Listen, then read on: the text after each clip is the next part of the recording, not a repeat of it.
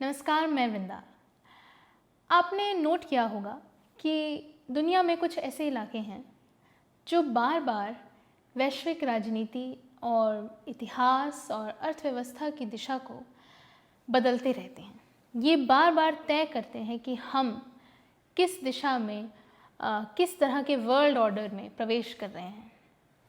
ऐसा तो नहीं कहा जा सकता कि ये इलाके दुनिया के बाकी इलाकों से ज़्यादा ज़रूरी हैं, मगर ऐसा है कि इनका नाम बार बार लिया जाता है और बार बार ये हमारी जो दुनिया है जिसमें हम रहते हैं, जिसमें हमारे तमाम आर्थिक और राजनीतिक रिश्ते बनते हैं दूसरे देशों से, दूसरे समाजों से, दूसरे कल्चर से, वो इनकी वजह से प्रभावित होते हैं। क्योंकि आज की तारीख में हम ये नहीं कह सकते हैं कि फ़लाँ देश में क्या हो रहा है उसका हम पर असर नहीं पड़ता।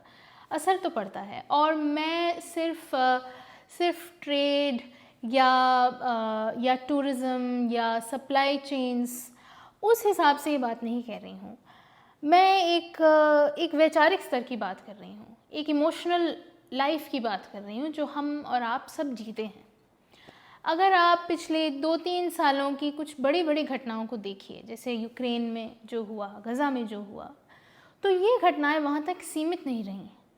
ये सिर्फ न्यूज़ तक भी सीमित नहीं रही हैं, हम तक एक निजी स्तर पर हम तक पहुँची। इसमें सोशल मीडिया का बहुत बड़ा रोल है और मीडिया की पहुँच का भी रोल है। मीडिया की आलोचना भी बहुत होती है कि वो इन घटनाओं को कैसे कवर करता है, ख़ास तौर पर पश्चिमी मीडिया। पर फिर भी हम तक बहुत सी जानकारियाँ पहुँचती हैं और हमें वो अलग अलग तरह से हमें मूव करती हैं। गज़ा में कौन सी त्रासदी नहीं हुई, कौन सा ऐसा अपराध था जो हमने नहीं देखा, जो नहीं हुआ, और गज़ा के लिए करोड़ों लोग सड़कों पर उतरे।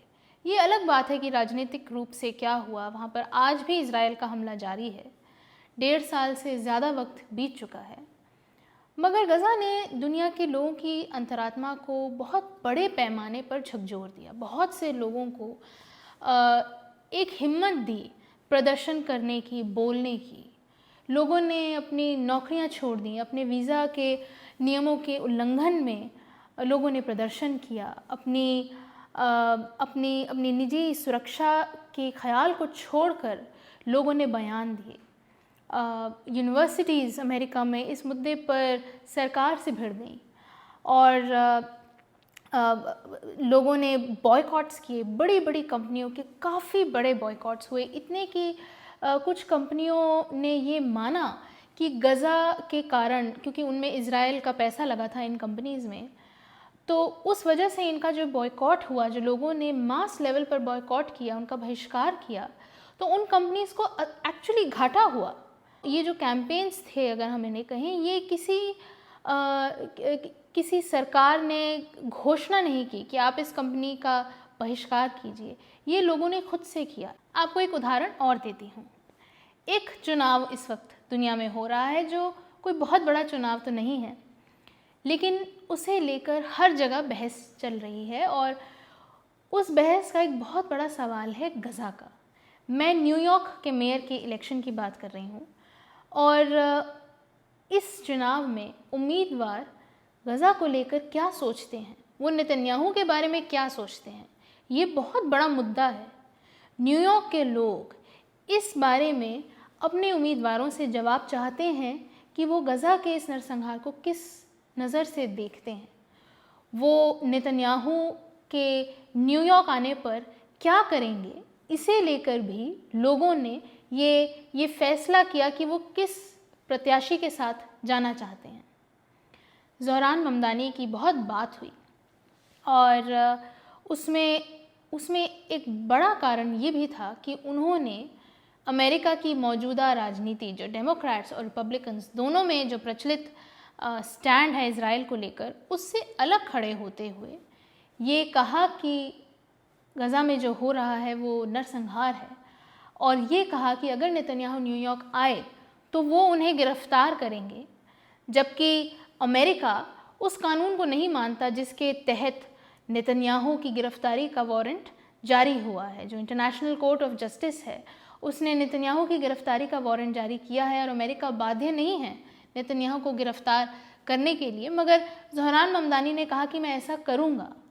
और इस बात की चर्चा सिर्फ न्यूयॉर्क में नहीं हुई, ये भारत के मीडिया में भी हुई, हमारे सोशल मीडिया हैंडल्स पर हुई, हम तक भी, मुझ तक भी ज़ोहरान के कैंपेन के वीडियोस पहुँचे और उनके बयानों की जो बहस है उसे लेकर जो बहस थी वो हमने भी सुनी।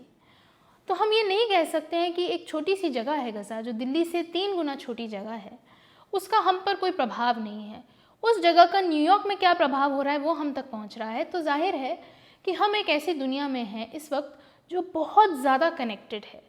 और इसीलिए जब अमेरिका को लेकर ये खबर आने लगी कि क्या अमेरिका इज़राइल और ईरान के टकराव में शामिल होने वाला है, क्या वो ईरान पर हमला करने वाला है, क्या वो इज़राइल के दबाव में झुककर ईरान के परमाणु संस्थानों पर हमला करेगा, ये जो खबर थी इसने पूरी दुनिया में तहलका मचा दिया और इतनी बहस होने लगी। आम लोगों ने अपने राष्ट्रपति के खिलाफ बोला, उस पार्टी के भी खिलाफ बोला जिसे उन्होंने खुद वोट दिया था। ट्रंप के बड़े बड़े समर्थक टकर कार्लसन और स्टीव बैनन जैसे लोगों ने अपनी घोषित राजनीतिक पसंद राष्ट्रपति ट्रंप के खिलाफ जाकर ये बात कही कि उन्हें हमला नहीं करना चाहिए, अमेरिका को फिर से एक युद्ध में नहीं पड़ना चाहिए। क्योंकि अमेरिका के इतिहास में, ख़ास तौर पर उसका जो आधुनिक इतिहास है, पिछले 20-25 सालों में अगर आप देखें तो अमेरिका ने इस इलाके में, मिडल ईस्ट के इलाके में 2 बड़े युद्ध लड़े, एक इराक वॉर और एक अफ़गानिस्तान वॉर। तो अमेरिका में ये इतिहास बहुत ताज़ा है, बहुत नया है और इसीलिए लोगों ने उस बहस को केवल राजनीतिक गलियारों तक सीमित नहीं रहने दिया। आम लोगों ने उस बहस को सोशल मीडिया पर और सड़कों पर सबके शामिल होने के लिए खोल दिया।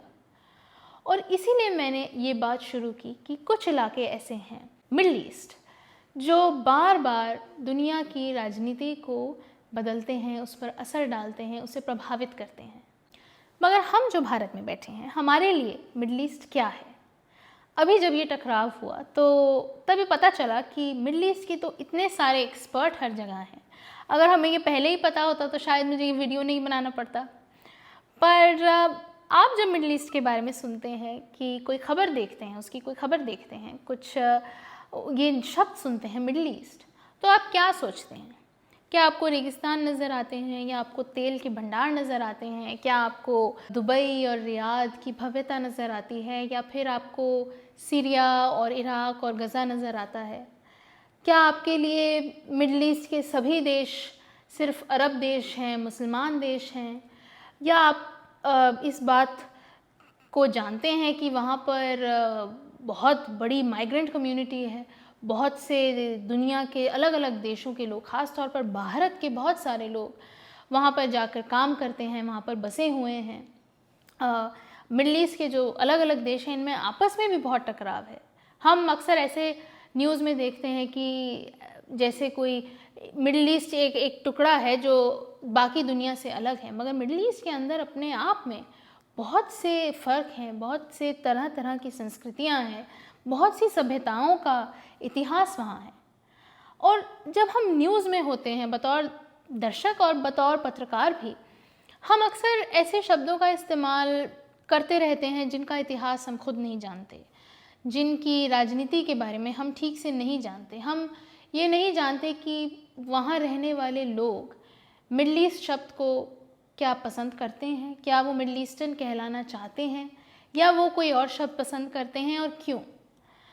तो मुझे लगा जब इतनी तरह की हेडलाइंस आप हर समय देखते हैं जिसमें मिडल ईस्ट को बार बार उसका जिक्र आता है, तो मैंने सोचा कि ज़रा देखा जाए कि इसे मिडल ईस्ट क्यों कहते हैं। सीधा सा सवाल है ना। और उसके लिए मैंने पहले यूट्यूब पर एक बहुत बेसिक सर्च किया, पिछले 1.5-2 सालों में मिडल ईस्ट को लेकर कौन से बड़े शोज़ बने हैं, कौन से ऐसे वीडियोस थे जो बहुत देखे गए। मैंने ज़रा उनको सर्च किया और उन हेडलाइंस को मैं आपके सामने ज़रा पढ़ना चाहती हूँ। तो एक हेडलाइन है, How the Middle East became so chaotic. Why the Middle East is important to the US. Why there is always war in the Middle East. Middle East में हर समय जंग क्यों है? Middle East के इन मुस्लिम देशों में क्यों है उबाल? The Middle East's Cold War explained. Why does the Middle East always fight? Middle East हमेशा लड़ता क्यों रहता है? Why the Middle East borders guarantee forever wars? Middle East के borders ऐसे क्यों हैं कि वहाँ पर अनंत काल तक हमेशा के लिए युद्ध ही होता रहेगा? How the First World War created the Middle East conflicts? और फिर इसके अलावा तमाम तरह की tensions rise in the middle East में बिगड़ते हालात और इस तरह की हेडलाइंस आपको दिखेंगी, जिससे पता चलता है कि मिडल ईस्ट के बारे में जब हम बात करते हैं तो हम युद्ध के लेंस से मिडल ईस्ट को देखना, इस इलाके को देखना बहुत पसंद करते हैं। हमें हमारी न्यूज़ जो है वो ऐसा दर्शाएगी कि जैसे वहाँ पर युद्ध के अलावा और कुछ होता नहीं है, वहाँ पर बम ही गिरता है और बम ही बनता है। जबकि अगर आप इस इलाके की कुछ जो बड़ी घटनाएं हुई हैं पिछले कुछ सालों की, अगर वो उठाकर देखिए तो ये सवाल बदल जाना चाहिए कि मिडिल ईस्ट में ही टकराव हो रहा है। टकराव हो क्यों रहा है उसकी बात नहीं होती। इराक में किसने युद्ध किया? अमेरिका ने। सीरिया में किसने हस्तक्षेप किया? अमेरिका ने। यमन पर किसने बम गिराए? अमेरिका ने। अफ़गानिस्तान में कौन गया? अफ़गानिस्तान को लेकर खैर एक ये भी कहा जा सकता है कि क्या वो मिडिल ईस्ट का भाग नहीं है, पर कुछ लोग उसे भी मानते हैं। तो for the sake of argument, America में अफ़गानिस्तान में किसने हमला किया? अमेरिका ने। गज़ा पर कौन हमला कर रहा है? इज़राइल। किसके बम से? अमेरिका के बम से। और मदद कौन पहुंचा रहा है? वो भी अमेरिका पहुंचा रहा है। तो एक तरफ मदद देता है और एक तरफ बम देता है। ईरान पर किसने हमला किया? इज़राइल ने। किसकी शहर पर और किसे बुलाकर फिर परमाणु ठिकानों पर हमला करवाया? अमेरिका को। तो हम बार बार देखेंगे कि इस इलाके की राजनीति में अमेरिका बहुत गहरा घुसा हुआ है, लेकिन हम अमेरिका की बात नहीं करते। हम ये नहीं कहते कि आपको कभी ऐसी हेडलाइन नहीं मिलेगी कि अमेरिका क्यों बार बार जाके युद्ध कर रहा है। अमेरिका ही वो देश है जो इन इलाकों में, मिडिल ईस्ट के इन देशों में युद्ध करवा रहा है, टकराव करवा रहा है। लेकिन उस इलाके की ऐसी छवि बना दी जाती है कि जैसे कि वो ही बार बार युद्ध में शामिल है, युद्ध कर रहे हैं, युद्ध करना चाहते हैं। इसका एक कारण ये भी है कि पश्चिमी मीडिया की जो पहुंच है वो दुनिया के बाकी मीडिया से कहीं ज़्यादा है। और पश्चिमी मीडिया को जो कंट्रोल करता है, जाहिर है वो ये भी कंट्रोल करता है कि मीडिया की बातचीत में, उसके नैरेटिव में अमेरिका की क्या पहचान होगी। जब 2003 में अमेरिका ने इराक पर हमला किया तो बार बार कहा गया कि सद्दाम हुसैन के पास वेपन्स ऑफ मास डिस्ट्रक्शन है। बाद में जब इतने देशों ने मिलकर इराक पर हमला किया, उसे बर्बाद कर दिया, बाद में जाकर इस बात को स्वीकारा गया कि हाँ, ऐसे कोई हथियार वहाँ नहीं थे। फिर भी युद्ध हुआ और जारी रहा। इस वक्त भी हमने देखा कि बहुत प्रतिष्ठित मीडिया संस्थान, न्यूयॉर्क टाइम्स और वॉल स्ट्रीट जर्नल जैसे न्यूज़पेपर्स में भी ऐसी हेडलाइंस और ऐसे लेख छपे जो अमेरिका को युद्ध में जाने के लिए उकसा रहे थे।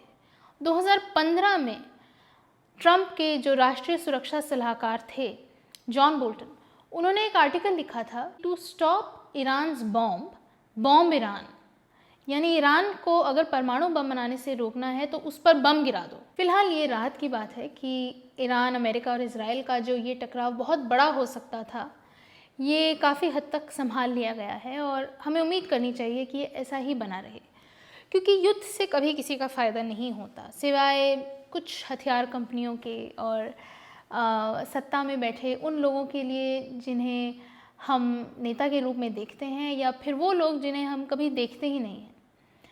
पर हमने बात शुरू की कि मिडिल ईस्ट में क्या है और ये क्यों न्यूज़ में बना रहता है, पर उसके लिए पहले एक ये सवाल और भी करना पड़ेगा कि मिडिल ईस्ट है कहाँ। अगर आप भारत से निकलकर मिडिल ईस्ट की तरफ जाने की कोशिश करेंगे तो आप जानेंगे कि ना तो ये मिडिल में है और ना ही ये ईस्ट में है। ये असल में हमारे लिए पश्चिम में है, वेस्टर्न है। और अगर आप अमेरिका से निकलकर ईरान की तरफ आने लगेंगे तो आपके लिए वो ईस्ट तो पड़ेगा, लेकिन वो मिडिल में नहीं है। लेकिन मिडल ईस्ट का नाम मिडल ईस्ट क्यों पड़ा, इसे समझने के लिए हमें यूरोपियन साम्राज्यवाद की नज़र से दुनिया को देखना होगा। जब यूरोप के कुछ देश जैसे फ्रांस या बेल्जियम या जर्मनी, स्पेन, जब ये देश दुनिया के केंद्र में देखे गए तो बाकी इलाकों के नाम उन्हीं के आधार पर पड़े। 20वीं सदी की शुरुआत से कुछ दशक पहले तक जो पूर्वी यूरोप के देश थे और जो बाल्कन देश थे, इन्हें कहा गया नियर ईस्ट, क्योंकि ये ब्रिटेन के काफ़ी पास थे, उसके ईस्ट में थे लेकिन उससे काफ़ी करीब थे। और जो चीन और जापान जैसे देश थे, ये सब फार ईस्ट थे, क्योंकि ये काफ़ी दूर थे, पूर्व में ही थे, काफ़ी दूर थे। और इन सब के बीच में जो इलाका था, इसका नाम पड़ा मिडल ईस्ट। शुरुआत में ऑटोमन साम्राज्य के गिरने तक 1918 तक ऑटोमन एम्पायर को भी नियर ईस्ट में ही माना जाता था, मगर जब वो साम्राज्य गिर जाता है तब मिडल ईस्ट जो है उसके अंदर इन देशों की गिनती भी होने लगती है जो पहले ऑटोमन साम्राज्य का हिस्सा थे। 1930 में एक ब्रिटेन जो है, ब्रिटेन की सेना जो है वो कायरो में, इजिप्ट में एक मिडल ईस्ट कमांड का गठन करती है।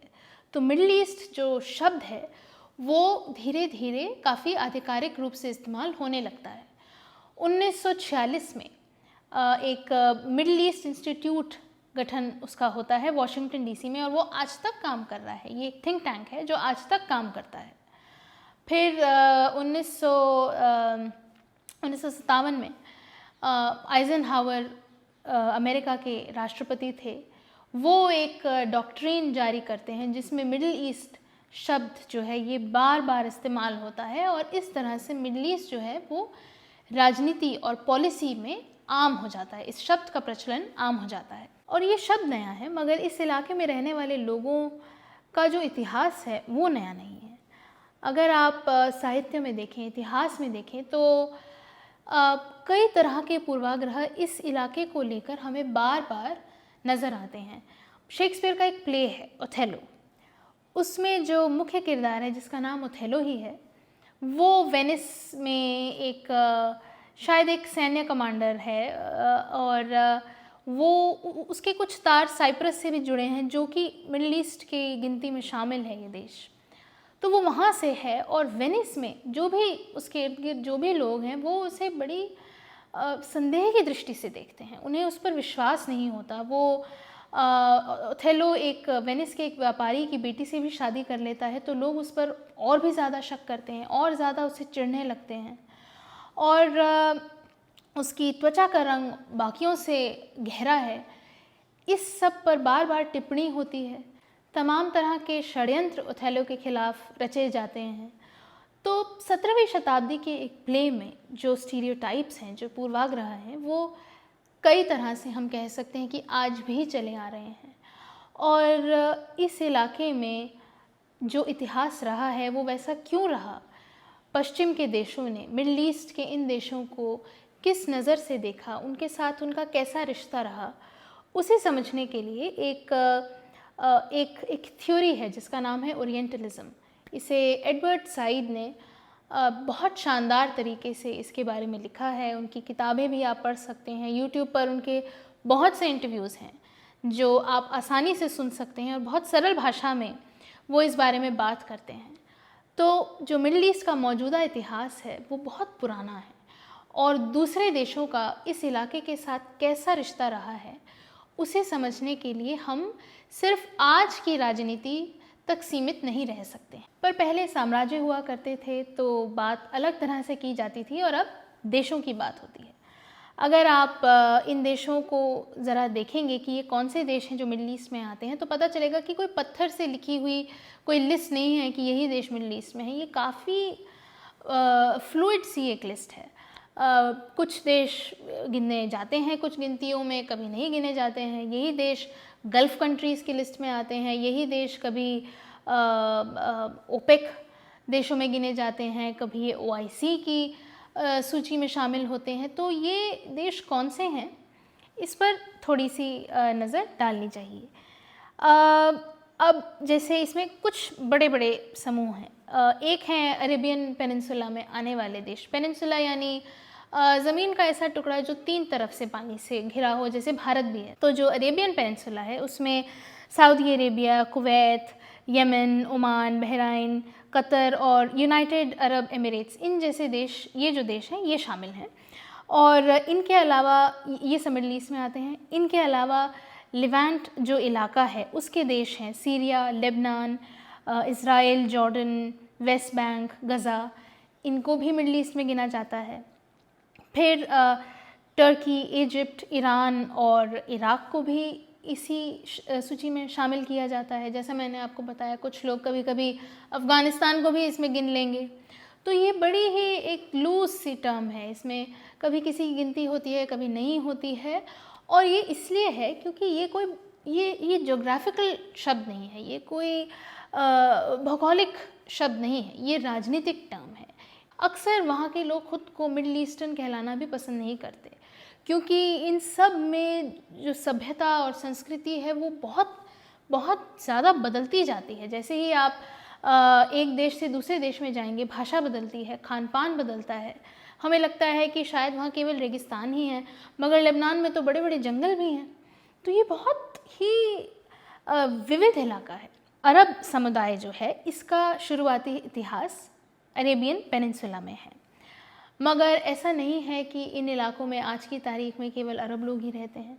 यहाँ पर बहुत बड़ा प्रवासी समाज रहता है जो दुनिया के तमाम देशों से आया है। दुबई जैसा जो शहर है वो बहुत कॉस्मोपॉलिटन है। दुनिया के बड़े बड़े देशों में उसकी बड़े बड़े शहरों में उसकी गिनती होती है। न्यूयॉर्क और सिंगापुर और लंदन जैसे देशों के साथ में दुबई को गिना जाता है। तो जो आधुनिक समझ है वो पुराने इतिहास से बड़ी अलग है। जो उसकी वास्तविकता है वो वैसी नहीं है जैसी हम पूरे मिडिल ईस्ट के बारे में सोचते हैं। वो बहुत बदलाव की जगह है। मैंने लेवेंट का नाम लिया, ये इलाका क्या है, इसकी भी असल में कोई साफ परिभाषा नहीं है। ये इलाका मिडिल ईस्ट में गिना जाता है, मगर इसकी अपनी एक बड़ी ही अलग छवि है। इसका अपना बहुत लंबा, बहुत पुराना इतिहास है। लेबनान इस इलाके में आता है और जॉर्डन, पैलेस्टाइन, इज़राइल इस इलाके में आते हैं। अगर हम नस्ल के हिसाब से बात करें तो अरेबियन और पर्शियन और कुर्दी और तुर्की, सभी तरह के लोग इस इलाके में रहते हैं। हम सिर्फ मिडिल ईस्ट कह देते हैं, लेकिन यहाँ पर आप अगर ज़मीन पर जाएं तो कितनी विविधता है। फिर इन्हें एक और टर्म से बुलाया जाता है, एक और शब्द इस्तेमाल होता है, खाड़ी के देश, गल्फ़ कंट्रीज़।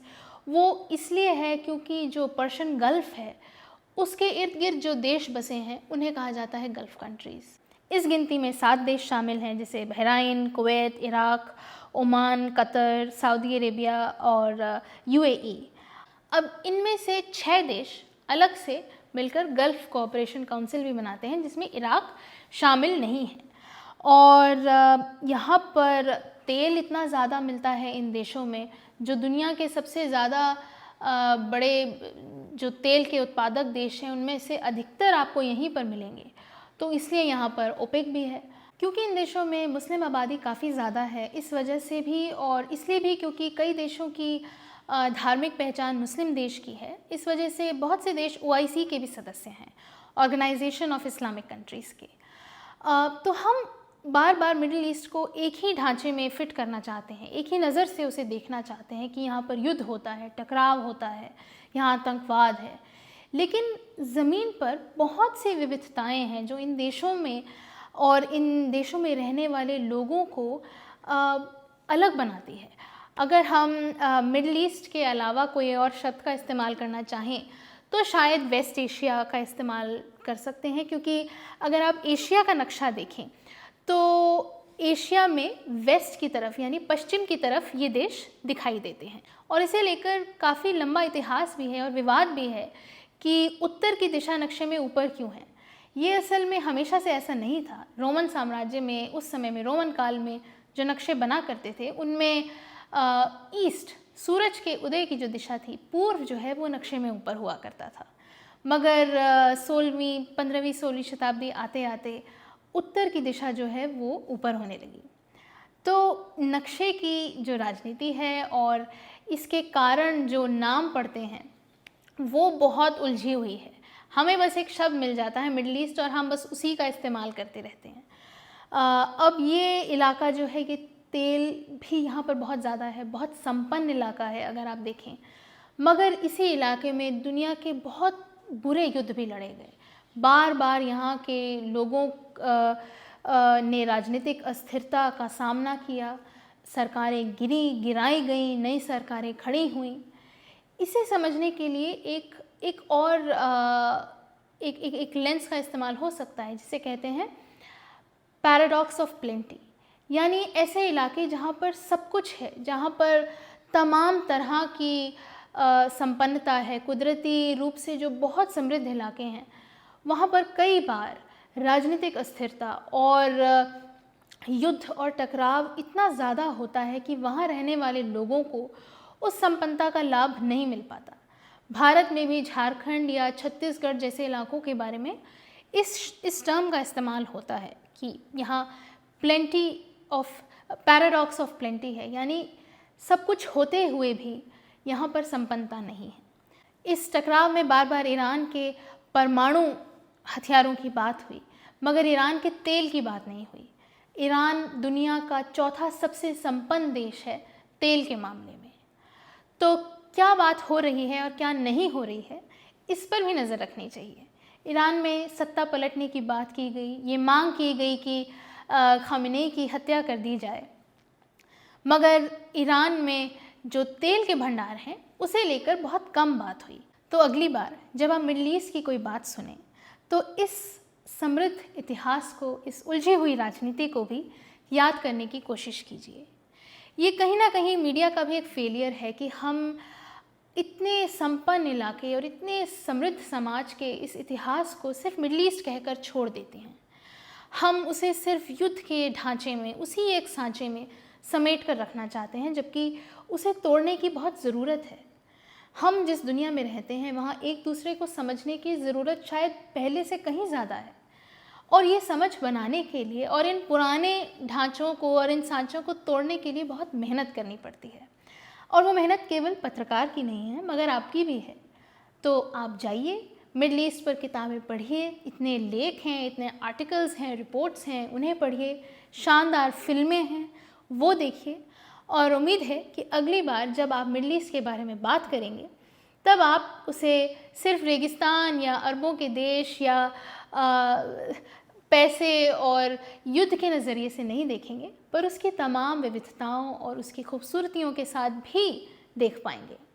नमस्कार, मैं वृंदा।